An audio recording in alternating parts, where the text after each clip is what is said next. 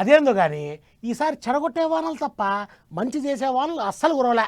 అయితే కొంపలన్నీ కొట్టుకుపోయే వానలు, లేదంటే మొత్తానికే ఎండగొట్టే పరిస్థితి. ఏం కాలమో ఏమో అందరినీ తెగ ఇబ్బంది చేస్తున్నాయి. పైగా ఎండలు కూడా ఎడాపెడ దంచేసరికి ప్రాజెక్టులన్నీ నోరు తెరిచినాయి. ప్రాజెక్టుల్లో నీళ్ళు లేక పంటలన్నీ ఎండిపోయి రైతులు అల్లాడిపోతున్నారు. పరిస్థితులన్నీ చూస్తుంటే ఈసారి కష్టాలు ఇంకా రొంత ఎక్కువే ఉండేటట్టున్నాయి. అన్ని పాడు వానలు, పనికిరాని వానలు తప్ప ఆయమన్న వాన ఒక్కటంటే ఒక్కటి కూడా పడలేదు. పేరుకే ఎండాకాలం, వానాకాలం, చలికాలం గాని ఒక్కటంటే ఒక్క కాలం కూడా చక్కగా ఉంటలేదు. ఇక చూడర్రి, నీళ్లతోని నిండుకుండ లెక్క కలకలలు ఆడేవి ప్రాజెక్టులు. అసోంటిది ఈసారి నోరు తెరిచినట్టే అయినాయి. నెరి ఖమ్మం జిల్లాల రిజర్వాయర్లు అన్ని తడారినాయి, బండలు తేలినాయి, చెరువులైతే బీటలు వారినాయి. గాంతెందుకు ఎన్నడు ఎండని పాలేరు, వైరా పెద్ద చెరువులు సుత ఎండిపోయే కథ అవుతున్నది. ఎండాకాలం ఇంకా పూర్వం ముట్ట సురివే కాలేదు. ఇప్పుడే గిట్లుంటే ఇక ముందు ముందు ఇంకెట్లుంటదోనని పబ్లిక్ రైతులు బుగులు వాడుతున్నారు. సాగర్కెళ్ళి నీళ్లు ఇడిచి పెట్టాలని చూస్తున్నారట ఆఫీసర్లు. పోని పెద్ద ప్రాజెక్టులన్నా నీళ్లున్నాయా అంటే ఆడ కూడా ఎక్కడిదక్కడ ఇచ్చుకపోయినట్టే ఉన్నది కథ. శ్రీశైలం ప్రాజెక్టుల రోజుకింత నీళ్లన్నీ ఆవిరైతున్నాయి. మీదికెళ్ళి సుక్క నీళ్లు వస్తలేవట.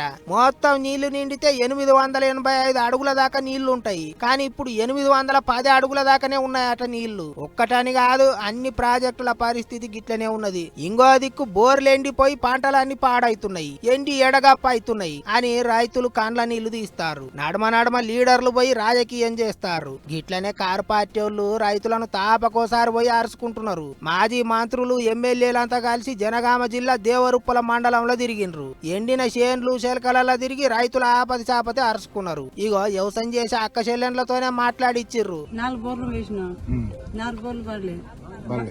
బాయిలో పుట్టే తెప్పించినాం, బాయి కూడా అయిపోయింది సార్. ఎంత ఖర్చు అయింది బోర్లకు, బాయి పూడికకు? అయినాయి సార్, 5 లక్షలు దాకా అయినాయి సార్. 5 లక్షలు అయింది. ఏడికెళ్ళి తెచ్చినాం 5 లక్షలు? అప్పు తెచ్చినాం సార్. ఎక్కడ? ఊర్లో పంట పోయి. ఎంత మెత్తి? 2 పైసలు మెత్తి సార్. 2 పైసల మెత్తికి అప్పు తెచ్చి 5 లక్షలు ఖర్చు పెట్టినాం. ఎంత ఎండిపోయింది, ఎంత ఉన్నది ఇప్పుడు? 4 ఎకరాలు ఎండిపోయింది.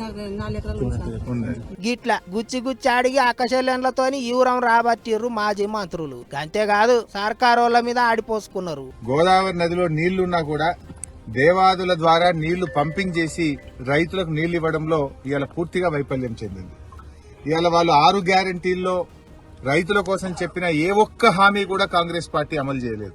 ఇంకో దిక్కు రుణమాఫీ చేస్తామన్నారు కదా, రైతులు ఎవ్వరు బ్యాంకులకు రూపాయి కట్టకుర్రి అని ఇంటర్నెట్ గుట్లే కామెంట్ రాసిండు కేటీఆర్ సారు. గిట్ల ఎగస పార్టీ అంతా కలిసి రైతుల కష్టాల గురించి సర్కారోళ్ళ మీద కొట్లాటకు తయారైనరు. మరిగా సర్కారోళ్ళు రైతులను ఎట్లా ఆదుకుంటారో, ఎసొంటి ఈగురం చేస్తారో చూసుకుంటూ పోవాలి.